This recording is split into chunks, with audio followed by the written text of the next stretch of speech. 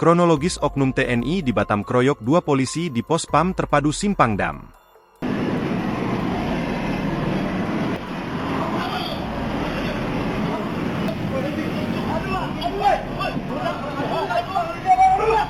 Oknum TNI berpakaian dinas menganiaya polisi sedang viral di Batam. Aksi penganiayaan di Batam yang berlokasi di pos pengamanan terpadu Simpang Dam, Kelurahan Muka Kuning, Kecamatan Sei Beduk, Kota Batam, Provinsi Kepri terjadi pada Kamis 15 Agustus sekira pukul 22 waktu Indonesia Barat. Komandan Kodim 0316 Batam, Kolonel Infantri Roy Chandra Sihombing, SIP, MM yang dikonfirmasi tribunbatam.id masih mendalami hal ini bersama Polresta Barelang. Dalam informasi yang dihimpun tribunbatam.id dari kepolisian, 2 anggota Polsek Sei Beduk jadi korban dalam penganiayaan di Batam ini. Selain PS Kanit Provos Polsek Sei Beduk, Aibda Hari Susanto, terdapat Banit Opsnal Polsek Sei Beduk, Bribka Bernas Gultom yang menjadi korban. Bribka Bernas Gultom dilaporkan mengalami memar karena terbentur dinding saat menghindari pukulan.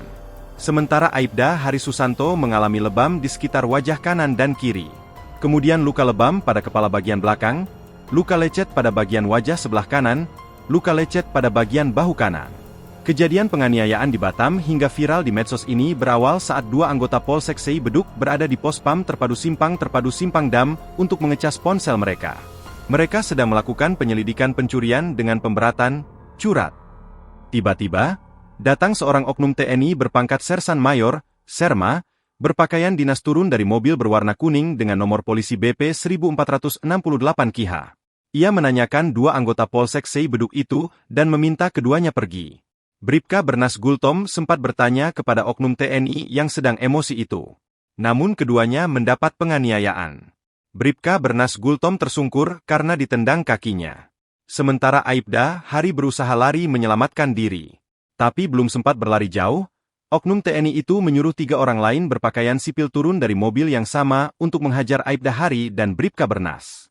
Mereka dilaporkan sempat berteriak dan memastikan jika keduanya merupakan anggota polisi dan menganiayanya. 2 orang berpakaian sipil dari mobil kemudian mengejar Aibda Hari dan menganiayanya.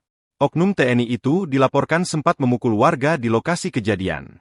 Polisi mengungkap jika 3 orang berpakaian sipil membawa senjata tajam jenis pedang yang mereka simpan di bagasi belakang mobil. Kapolresta Barelang, Kombes Heribertus Ompusunggu yang dikonfirmasi terkait video viral di Batam ini, membenarkan kejadian tersebut. Pihaknya telah membentuk tim untuk menyelidiki dan penanganan agar maksimal. Download Tribun X sekarang, menghadirkan lokal menjadi Indonesia.